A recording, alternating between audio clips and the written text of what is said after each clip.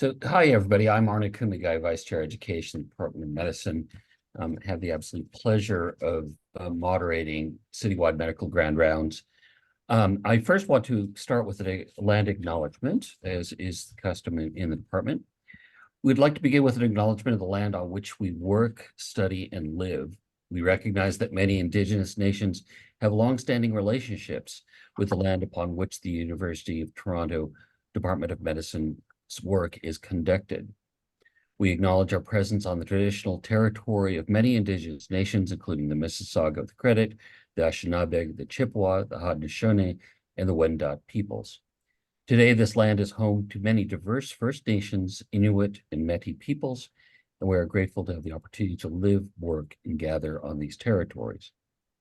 The land acknowledgements are only the starting point for larger conversations. More concrete acts of restitution and transformation are needed to address underlying inequities and blatant discrimination in the distribution of resources between Canada's First Peoples and settlers. So today I have the absolute privilege and pleasure of inviting Dr. Michelle Hladunewich and Dr. Oleh Antonyshyn to present their work in Ukraine. This idea actually came about quite a while ago. It was back in spring where somebody approached me to begin talking about some of this work. And it's just taken quite a while to be able to get it organized in terms of the scheduling of these visits. So this, my apologies in advance that this is later than I would have wanted, than we would have wanted, but nevertheless, it is still very, very much timely.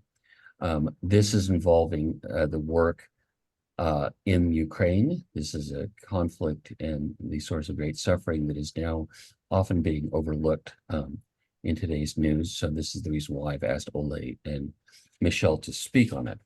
So just by way of introduction, Michelle Hladunewich is professor and DDD of nephrology at the University of Toronto.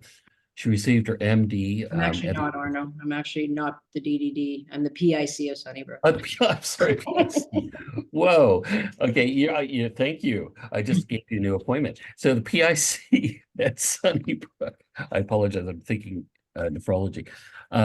She received her MD at the University of Alberta and pursued internal medicine residency in Toronto.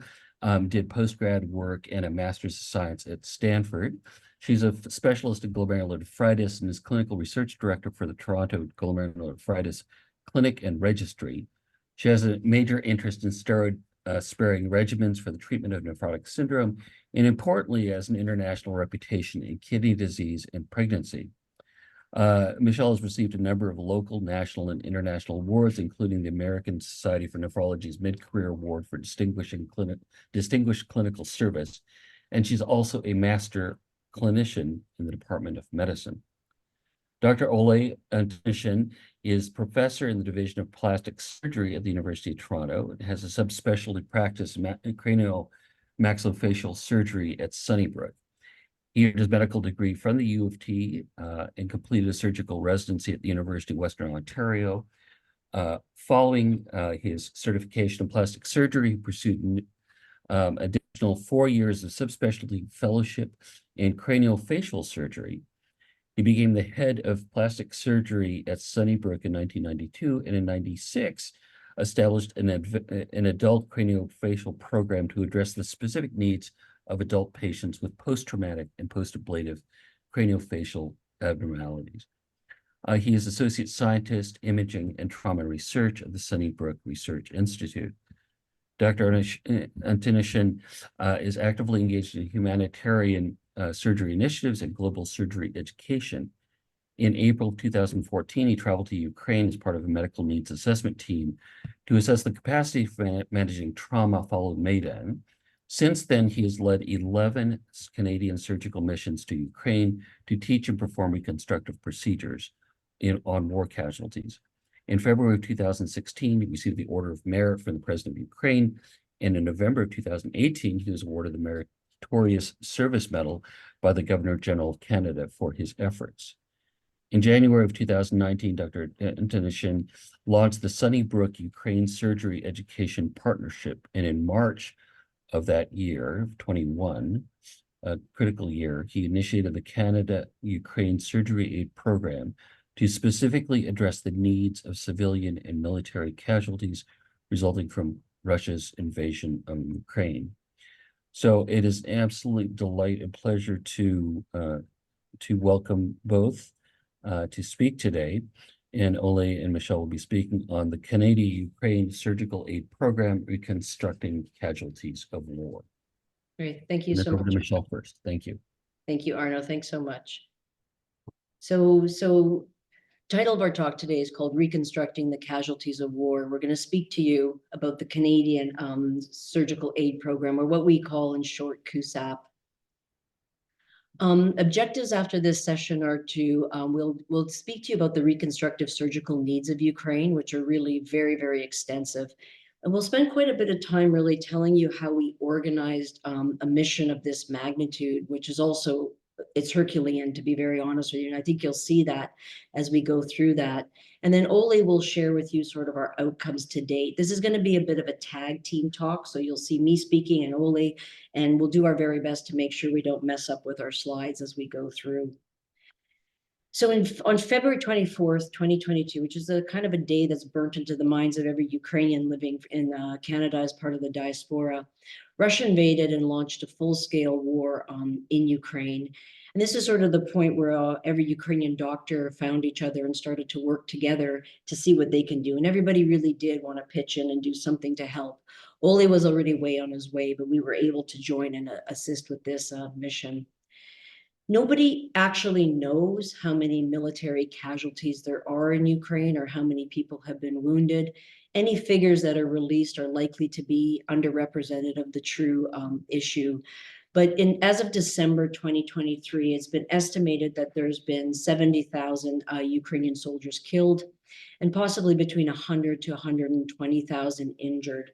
And when we talk about sort of injured Ukrainian soldiers, these injuries are really very traumatic, very extreme. Now in terms of recent combat, you're going to wear your Kevlar vest. You've got a lot of thoracic protection. So that's actually what it's done, is changed the distribution of trauma. And now what we're seeing is dramatically increased incidence of facial injuries in 21st century conflict. And 20% of the injuries, or the severe injuries that are seen in Ukraine and in war, are thought to be now craniofacial injuries. Now, of course, the other major class of injuries is the traumatic limb injuries, blast tank injuries, shrapnel, gunshot wounds, landmines, which, by the way, now cover 174,000 square kilometers of Ukraine. It's littered with landmines. So even when the war is done, traumatic limb injuries are going to continue probably on for generations. The estimate right now, there's about 20,000 amputees in Ukraine over the course of the war. Again, that's likely to be a fairly significant underrepresentation of what's actually happening. Now, in addition to sort of these military casualties, these very severe injuries that are happening, the nature of the Ukrainian war is also making it very difficult to get people to safe medical care. You can't use airlifts to get people out of the front line. So many people are there on the front line for some time before they're evacuated out. They're then evacuated out to sort of smaller military hospitals around the front. And it takes some number of days for them to be transported to major medical centers. So that's been resulting in incredibly contaminated and dirty wounds. And so the environment is really not conducive to good healing of any of these severe injuries. Now, unfortunately, beyond the military casualties, between February 22nd and September 30th, 2023, the Office of the High Commissioner for Human Rights has estimated there's been over 27,000 civilian casualties in Ukraine. Right now, we're estimating close to 10,000 people killed and 17,000 people injured. Now, these civilian casualties are being caused by Russia's use of explosive weapons with wide area effects. So the bombing of hospitals, the bombing of schools, the bombing of apartment complexes, which has been happening sort of throughout Ukraine from airstrikes. This just sort of demonstrates to you sort of what Ukrainian people are going through, and children have been affected very, very significantly by this war, not only with the injuries that they've sustained, but you've probably heard that that many Ukrainian children have been displaced to Russia, and that's an act of genocide. So what we're left with is two very needy populations. We have a military population, and typically military populations are considered young and healthy. But now Ukraine has gone through a lot of their military population. They're relying on reserves. And those that are called up to reserves are actually older, and they have a variety of medical comorbidities. Ballistic trauma, contaminated wounds is our biggest issue. And with respect to the civilian population, we have a wide age range, a lot of comorbidities, and they've suffered from explosive injuries, burns, crush injuries, and mostly from like collapsing buildings and so forth. In addition to this, Russia has very deliberately attacked Ukraine's healthcare system. And right now there's been over 1,000 attacks on Ukrainian healthcare system. That was documented by the same High Commission by August 31st, 2023.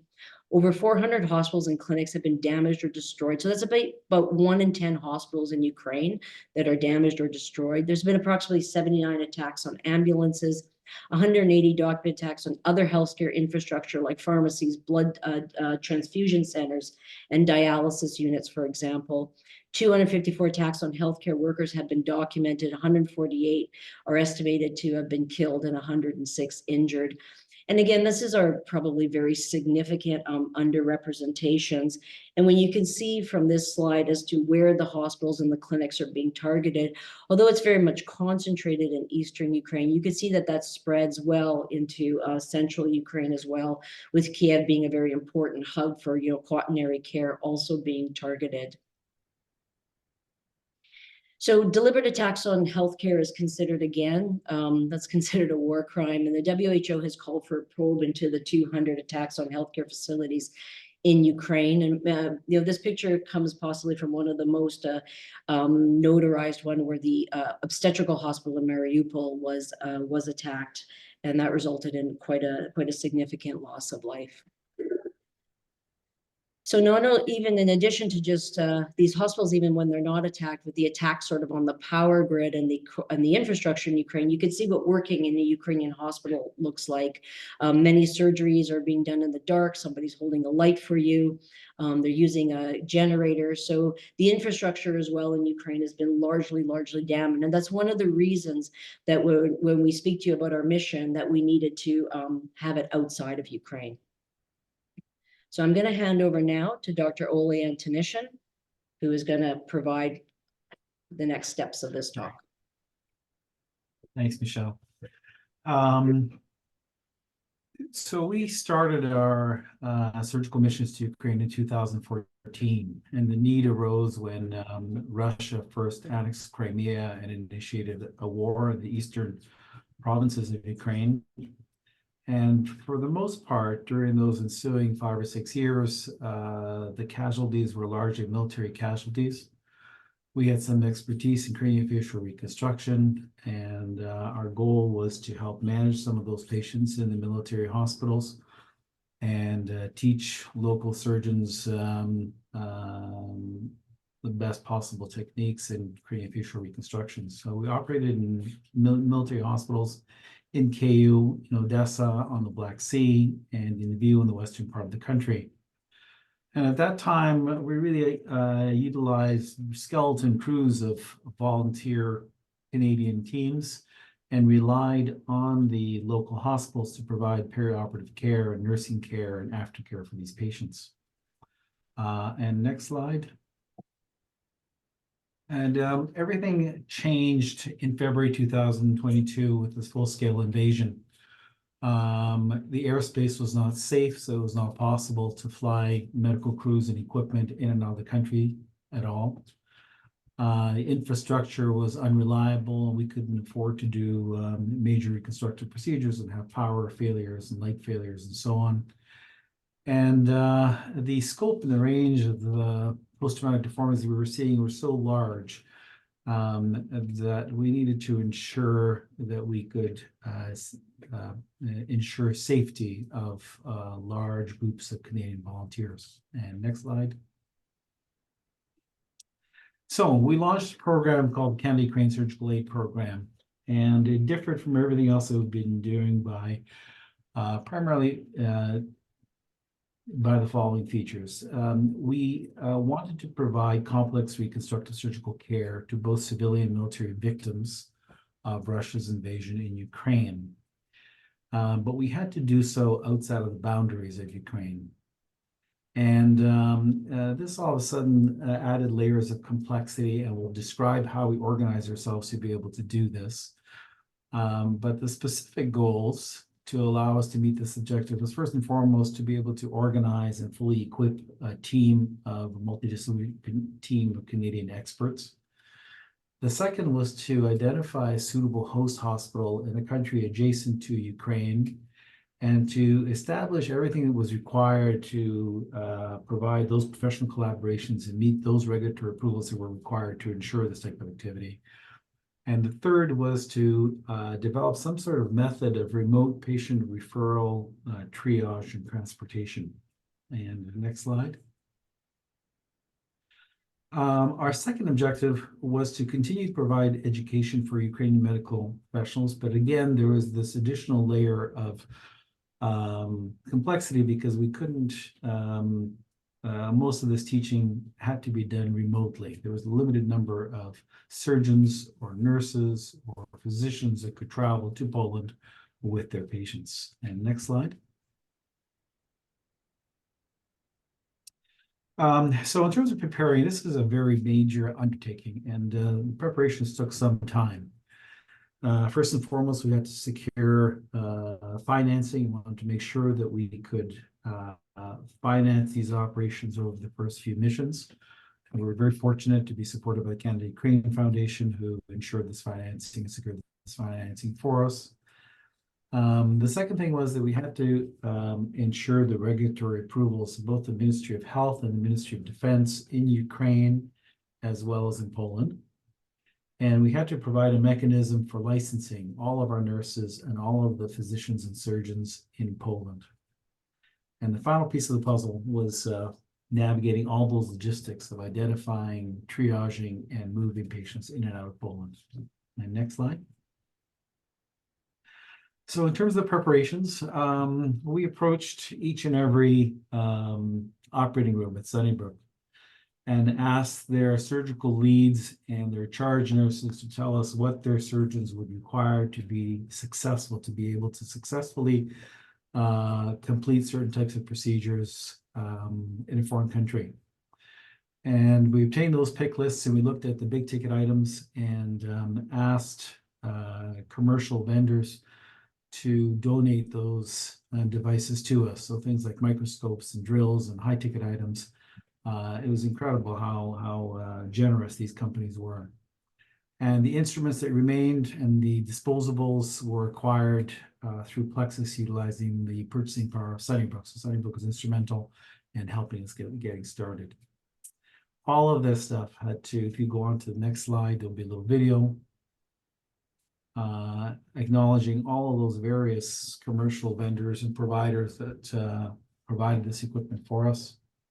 All of this equipment was assembled here in Toronto, labeled, categorized, and then shipped to Ukraine, or to Poland rather, for subsequent use. And next slide. The second requirement was to identify a host hospital. I cannot stress how important and crucial Poland's help was. Poland really rallied to support this entire effort. They identified a community hospital with 5 operating rooms that had just recently been renovated. And they gave us full access to their resources for the 2 weeks that we are in country. Next slide, please. So they provide us access to 3 state-of-the-art operating rooms. And next slide. And a ward that's affectionately called the Canada Ward, which has a fully reconstructed, renovated PACU and 50 beds on a ward. And when our teams arrive and our patients arrive, we have exclusive access to both the ward and those operating rooms. And next slide. The staff, the administrative staff and the medical staff of the host hospital have been extremely accommodating. They bent over backwards to ensure that we can provide safe care for all of our patients, and we have access to all of the resources that their staff would, and this has really been exceptional. Next slide, please. So between our first mission, September 2022, and our very most recent one, September 2023, we've had 4 missions. The initial 2022 mission was an exploratory thing with a smaller group of people just to ensure that all the mechanisms that we had set up were actually effective. And next slide. And then we returned with a full force in December of 2022. And again, the next slide. Once more in April of 2023. And next slide. Once again in September 2023. This entire team has 62 participants. All of these people are unpaid. These are volunteers from across Canada, from Victoria right to the Maritimes. And all of these people are sacrificing time to assist in this program. It's also interesting that only about 20% of them have any roots to Ukraine. So most of these, the vast majority of participants are people who have no ties to Ukraine whatsoever. These are Canadians from all walks of life and all across the country. It's a big group, 11 surgeons, multiple anesthetists and internists. And next slide. But they're not just randomly chosen. We organize ourselves into teams. So there's a craniofacial team, there's a microsurgery team, a team that addresses upper extremity trauma, and an ortho team that addresses lower extremity trauma. And also, because we have to be virtually entirely self-sufficient, we have a medical team, and Michelle has been responsible for organizing and initiating all of this. So we have internists and intensivists and emergency physicians that see all of our patients beforehand and keep them alive post-operatively. We also have specialized services, pharmacy, wound care, physio, and we've even brought our own computer lab, computer modeling, rapid prototyping lab. Next slide. So this is a service that we use in Sunnybrook quite a bit. It's a person who's extremely knowledgeable and supports all our craniofacial procedures to try and make those procedures as practical and fluid and to optimize the results. We actually machine and build 3-dimensional physical prototypes of the desired result in patients. And next slide. And we can just scroll through these quickly. So we can visualize the deformity, model the reconstruction, the ideal reconstruction for that individual patient, bend the hardware to or segments of bone to the required dimensions and shape. And next slide. And perform this reconstruction with a minimum of guesswork, ensuring optimal results in a minimum amount of time. And next slide. So just a basic outline of how this, from the right side reading to the left, how this program looks. We have physicians and surgeons in Ukraine who refer these patients through the Ministry of Health or the Ministry of Defense. In November 2022. And these are patients who are basically they're stuck in hospitals in Ukraine, and they have no further options for reconstruction. So these are patients who have had multiple operations and have had complications, or just with defects or deformities that are so severe they cannot be reconstructed. Those are referred to us. We triage them. Triages begin 4 or 5 weeks before those patients are actually before our mission. So we choose the ones that we can actually help. The next slide. The World Health Organization provides ambulances and ambulance crews for transfer of those patients. Next slide.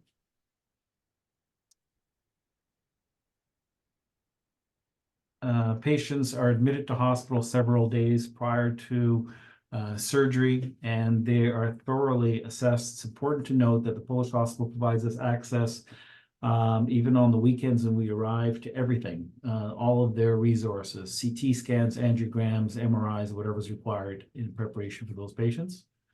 We make a detailed plan of what those patients' surgical requirements are and what the challenges will be, both medically and anesthesia-wise. The next slide.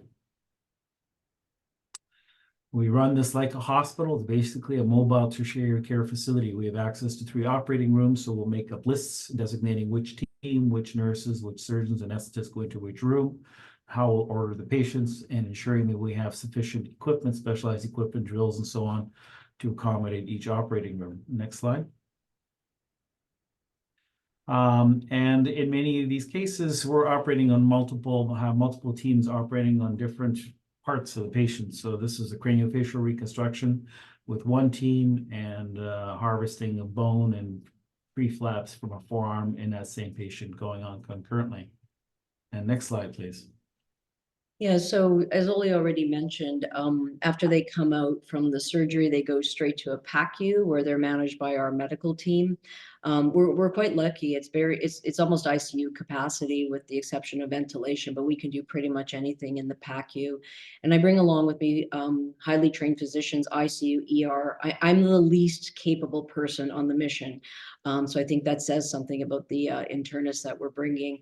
We've had nurse managers, Danette from Sunnybrook Pharmacy, that lead of Sunnybrook Pharmacy came to help us set up a pharmacy because our goal is to maintain almost a Canadian standard of care. It's not easy because there are multiple layers that I'll show you on the next slide as how we provide care. All of our nurses have prior sort of mission experience. And when we're there, we're working like really all day, all night. We do 24/7 call coverage. And many things do obviously happen. This is a very sick group of patients.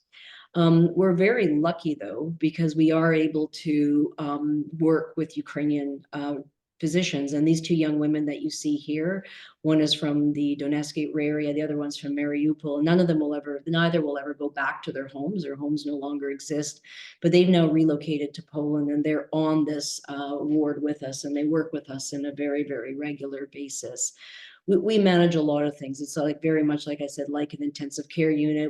We can do bronchoscopy, we can do central lines, we can run a little bit of pressors. Everything is actually really quite intensive.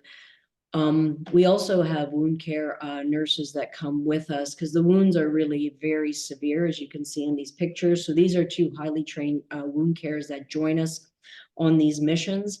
And more often than not, we actually do rely on some consultative service back at Sunnybrook. So we'll call infectious diseases back at Sunnybrook to give us advice. And if you want to know why we call infectious diseases, well, this is a single wound, what's growing out of one single wound. So this is the host of antibiotics that we had, everything from Proteus, Klebsiella, Enterobacter, things I can't pronounce and don't know what they are. And thank God Nick Danneman and Jerome Leese and Adrian Chan do.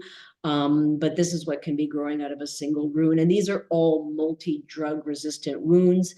I never thought I'd know how to prescribe Colistin by GFR by memory, but that's what we're often giving some of these very severe wounds.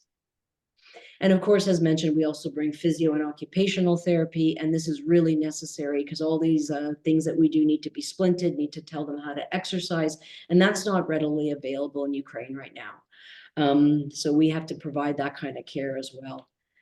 And probably part of the hardest part is making sure everybody leaves here very safely. So we can't leave patients behind in Poland. We need to pick people very carefully so that we know that we can manage them and then safely repatriate them back into Ukraine.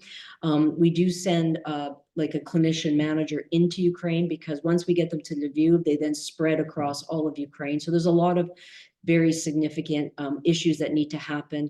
Because drugs and everything is hard to get in Ukraine right now, we send them with full medication that they're going to need, all the antibiotics they'll require to finish their course. Everything is arranged for them, and that goes back with them. And now I'm going to sign over to Oleh again. He's just going to tell you a little bit about the results of CUSAT. So we've had 4 missions in the past year and become more and more efficient and operate on a greater volume of patients each time. We've sort of hit our stride now, and our conversion rate is high. We see about 30 patients, and we operate on about 30 patients, but we may do as many as 130 procedures in those 30 operations. Next slide. Cumulatively, over the course of those 4 missions, we've operated on 95 patients and done 331 procedures. Perhaps most significantly is the fact that these procedures are fairly intensive. We've done 14 microvascular free tissue transfers. Just so you understand, this is the type of surgery that's not really readily available in Ukraine. So these patients pretty much have to travel out of the country to receive this type of surgery. Next slide. Half of the patients have undergo facial reconstructions, the other half extremity reconstructions. And next slide. And the severity of cases is just beyond belief. Unfortunately, the ballistic trauma that we see, these patients are sustaining injuries from weapons that are specifically designed to maim, kill, and inflict maximum terror. These are young people that have had their lives taken away from them. And just to give you some perspective, these are not the two worst cases. Let's just go to the next slide. This is our April 2023 mission, and this is our lineup of craniofacial cases for the week. So each and every one of these patients will be treated this week, and each and every one has some horrifying facial deformity, and there are equal number of patients who have extremity trauma. And next slide. Give you a couple of case examples to just show you the impact these reconstructions can have and characterize the missions, if you like. This is a young man who sustained a wound from a tank blast. He's a military person. He's lost the lower third of his face. So he can't eat normally, he can't speak, and his deformity is of such severity that he will not allow his 8-year-old daughter to see him. And there has been been attempts, but no further reconstruction that can be offered to him within the country, within Ukraine. So these are the types of patients we specifically select. Next slide. We model things by computer to figure out the projection of the midface. We employed a microsurgical technique where scapular muscle, skin, and bone was harvested to complete a reconstruction of the mandible in the first mission. Next slide. CAT scans during the second mission 3 months later shows that the form of the mandible has been reconstructed and the bone is consolidated and healed. A second free flap was done where tissue from the forearm was used to reconstruct the lip. And this is done in such a way as to reconstruct an oral sphincter so that he can close his lips together. And next slide. On your left is the pre. This is how he showed up when we first saw him. He would not allow his daughter to see him. He was angry. He couldn't express himself. He couldn't speak. This is him now, where he's an advocate for patients, comes to missions and soothes and reassures patients who are undergoing surgery. He's become one of our strongest advocates. Next slide. What you do is my face.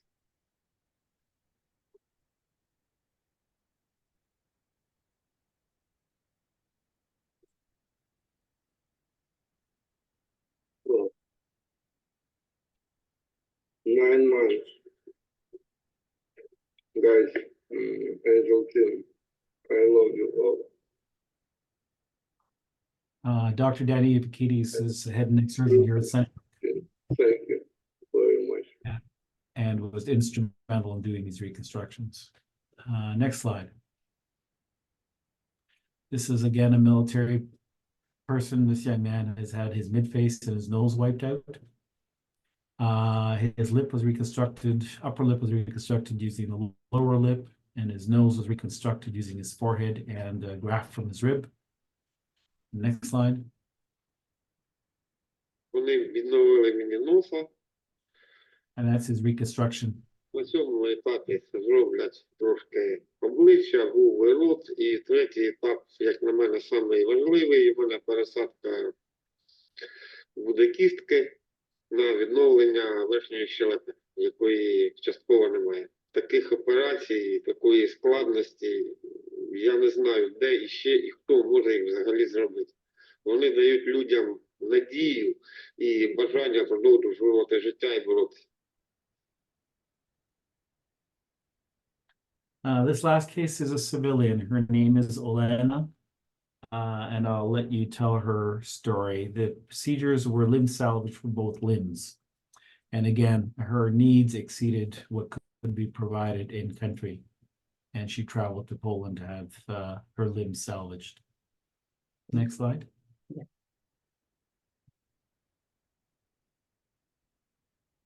Красиво ми в місті жили, а все зруйновано. Я той день пам'ятаю гарно, і я була при свідомості. 14 серпня я відпочивала, це було свято, перший спас, і у мій будинок щось прилетіло. Я знаходилася в будинку. І осколками вибухівки, потім осколками, уламками мого будинку мене поранило. Повреждені ноги, трошки рука, око. Це все вже перенесла 12 операцій.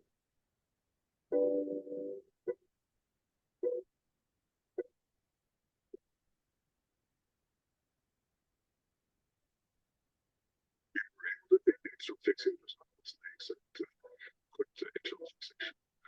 So now she will be about her fighting spirit is Це теж допомагають, да, допомагають лікарі. Це дуже, дуже велике їм дякую. А ну, що ми можемо розказати людям, які не бачать цього, вони не зрозуміють. Це хто не бачив, той не зрозумів. Надіємося, що додому поїдемо. Куди ми? Бог знає.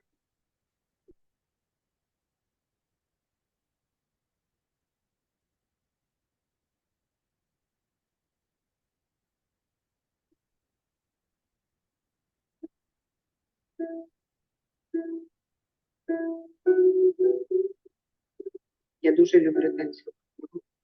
Зараз вже не смогу так крутитися тіла. Ну, значить, по-другому. Стульчик крутящийся купила, щоб завдяки канадцям, завдяки лікарям, які тут працюють, і медсестри, і лікарі, і хірурги, всі дуже допомагають. Слава Богу, що є такі організації, що допомагають людям.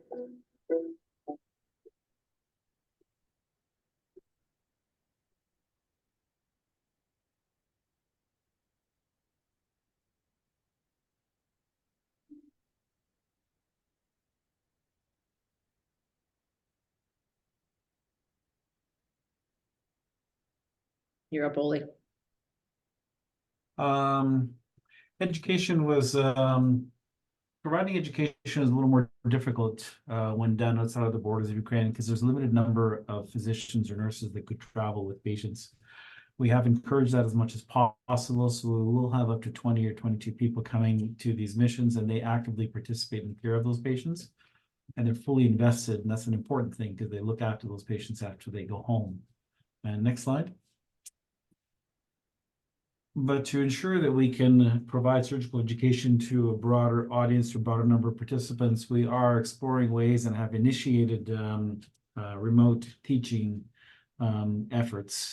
This is a model of fracture that teaches surgery. It basically comes in a kit that can be used on in anyone's kitchen or a table or in their office, where they can follow a teaching module and learn how it comes with everything that they need, plates, screws, and drills, and so on, so they can, at their own time, in their own location, they can learn how to read the technical skills required in repairing facial fractures. And next slide.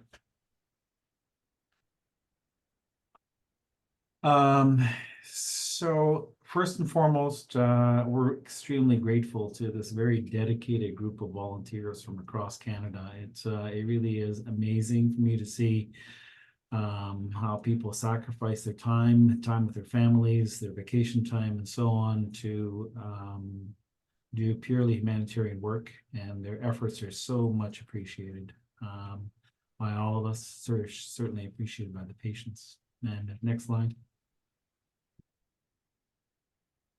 And also, we're extremely grateful to the Canada-Ukraine Foundation. If it was not for their efforts to raise money and secure funding, we could not possibly have done any of these missions. And we've done 11 to date. And our hope and our objective is to maintain these missions for as long as it takes, as long as there's a need, beyond the time when this war will end. And You next can slide. follow us. You can follow us on social media. We maintain our social media accounts so people can see what's happening on our various missions. And just thank you for listening about CUSAP, and we'll happy to take now any questions. I'll just stop the share and we can open up for question period. Great, thank you, Michelle and Oleh. If you have questions, please raise your hand and speak out. I think the first is Francis, please. Yeah, Dr. Peter Adamson has had an organization for many, many years called Face the Future that does a lot of facial repair around the world, much of it congenital, but I think he's also been doing some work in Ukraine. And I wonder if you're collaborating, since you seem to have such similar goals and approaches. Yes, we're very much aware and grateful for his efforts. There are multiple groups. There are groups in the United Kingdom, and there are several groups in the United States as well who operate in Ukraine. So there are many efforts. There is one problem in that not all those efforts are necessarily coordinated. So we may not be aware of what the UK is doing, what every group in the US is doing. Our model is slightly different. The procedures that we're doing are fairly complicated and we require a large team. And so we find it more practical to operate outside of the boundaries of Ukraine, whereas Peter Adams and his group travel with a smaller contingent, and they're operating in a little city called Ivano-Frankivsk in Western Ukraine. Yeah, it's not always easy to get the broad picture of the organization Ukraine. I'm not sure Ukraine was super organized before the war, and now during the war, it's maybe even a bit worse. So, there's a lot of things going on in Ukraine. There's a lot of people trying to help Ukraine. There's not a lot of like high level oversight, knowing who's doing what in all parts of Ukraine. There is definitely some chaos with that regard. We've created a Canadian Ukraine we've created a Canadian advisory group off of cuff, and that's helped us learn what other Canadians at least are doing across the region. And we've actually got a number of other projects. Amanda Mayo is working with 3D printing in Unbroken and doing prosthetics, and we have other members of our group doing other projects within Ukraine. And we have managed to reach out to our American counterparts quite well through the Ukrainian Medical Association of North America. So we are aware, but then what Europe is doing, what other things are happening, that becomes through word of mouth, and eventually sort of people meet and collaborate, but it's not like got the most tight oversight in that regard.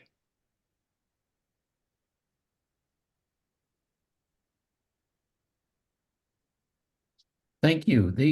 I actually had a question for both of you, Michelle and Oleh. Is obviously in these visits and trips, you've personally witnessed a lot of trauma and a lot of suffering, and I guess I'd like to ask you what was helpful for you to be able to cope with this level of trauma from a personal point of view. What were you able to call on to really help you get through this and help others get through this? I'm gonna make Oleh answer that first. I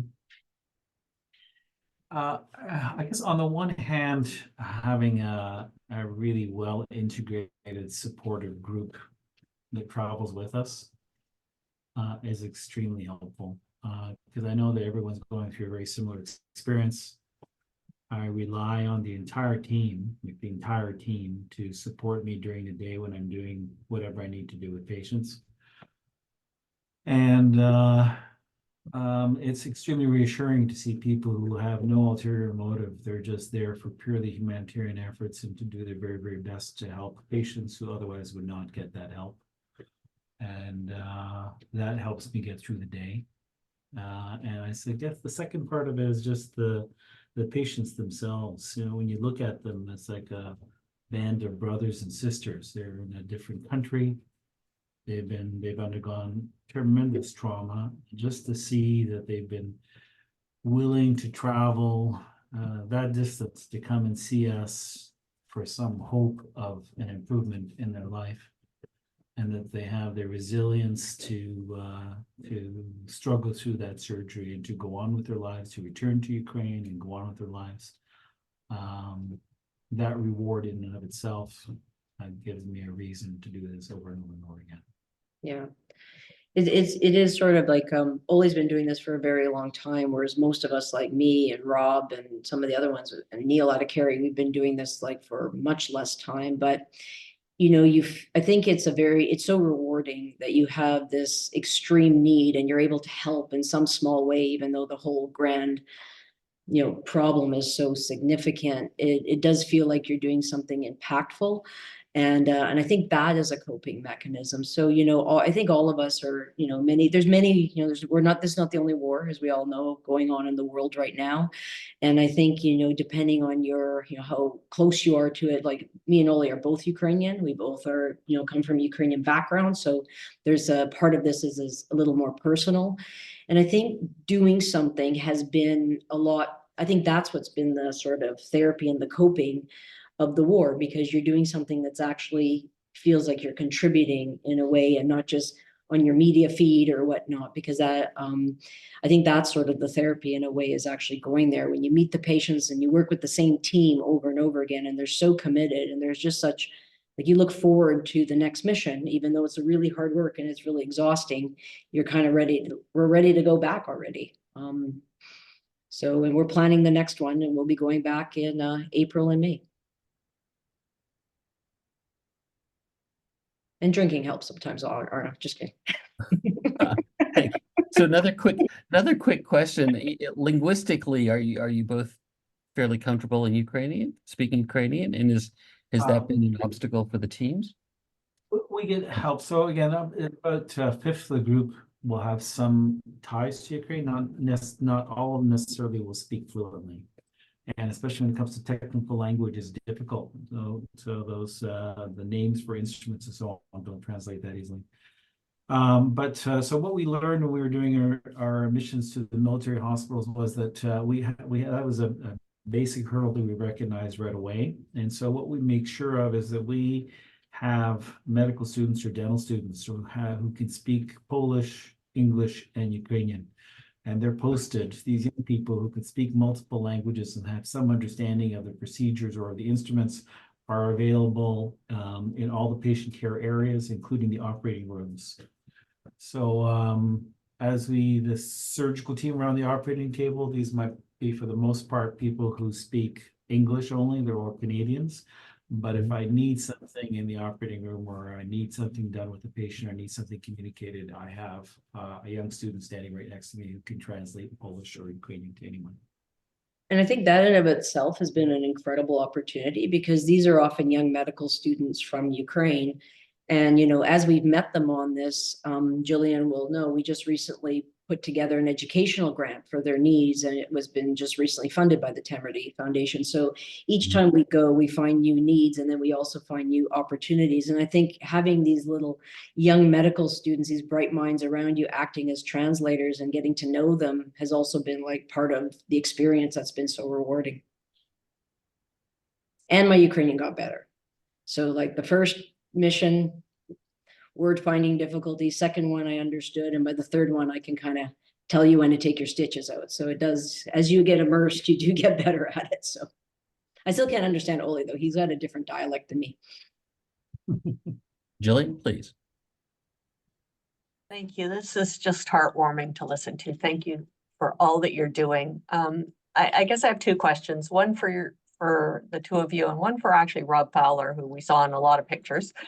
But the first one for you two is really the longitudinal follow-up of these patients. Clearly, many of them you've seen multiple times, but do you have a way to actually follow them longitudinally? Yeah. And so maybe that first. Okay, so yeah, so one of my roles is always been in the discharge team. So, you know, a lot of stuff does kind of feel like it might just fall apart when it gets to Ukraine, because sometimes we have to reiterate how long antibiotics need to stay on and so forth. So it is our clinical, like our coordinator for the project is Julia Milani. She's instrumental. She knows where every single patient has gone, what hospital they've gone to. You know, I usually make the list of like, I want labs or this done in a couple of weeks. I put them on Calistin. I need to check their creatinine. So then we work with local hospitals in Ukraine to sort of do some of this follow-up. It's not, you know, it's not foolproof. There's certain things where it's hard to figure out exactly how to get that service for them, depending on where they went back to in Ukraine. But for the most part, we stay in touch with the patients, and we're able to sort of continue that care into Ukraine, because then we have to prepare them. Many of them are stage procedures, so many have come back many, many times. But that wouldn't be possible without our coordinator, Julia, who really actually has a good sense of where everybody went. And, you know, so pictures, if there's an infected wound and it's getting worse or not healing, those will come with a video chat if necessary to the surgeons. So that's sort of how we do the continuity of care. Amazing, amazing. And to Rob, I guess you mentioned that Rob's relatively new to Ukraine, but we know Rob's been on tons of MSF missions and Ebola and whatever else. I guess my question is, I don't think I've ever seen a presentation from an MSF, you know, journey mission. And I guess I wonder, to what extent is what we're seeing with the Canadian Ukraine organization representative of what other organizations do? How special is it? How different is it? Thanks, Julian. I mean, I offer just my perspective on it in comparison, as you say. This very much is a very surgical focus mission that Oleh and team have constructed, and the care and the surgical skill, the technical skill. Every trip that we go, Oleh, I'm just blown away at the things that can be done technically, surgically. And so that level of expertise, technical expertise, is something that is just uncommon anywhere in the world. Like the surgeries that, for instance, happen in this Polish hospital for the patients that Michelle and Oleh have mentioned. If those patients came through Sunnybrook, we would be looking and saying, "Oh my God, I don't believe that the surgical team just did that." It's not just extraordinary there; it would be extraordinary sort of in any hospital. So that's a very different characteristic of this kind of mission, longitudinal mission trips, from a lot of humanitarian care that is at typically a more primary to secondary to, for sure, tertiary and some ICU work, but this is very, very specialized. Yeah. Wow. Thank you. And, a lot of work did go in, like Oleh showed you how much equipment went. And, we have our own warehouse there where we store that surgical equipment. So, really Oleh's bringing like just very high level medicine to a small community hospital in Poland. So it's a whole, we're really bringing a lot into there to make this happen.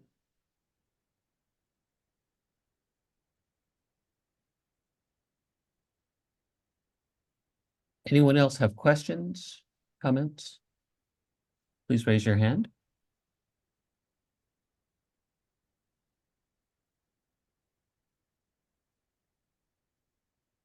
We're proud of you. We're glad to be part of you. Well, Michelle, thank you very much for this presentation. I think it was just incredibly difficult but inspiring work. So just very grateful, and I'm glad you folks had time and to be able to share this with the department. So thank you very much. Everyone, take care, be safe. We'll talk and we'll see you next month. All right, thank you. Thank you. Bye-bye.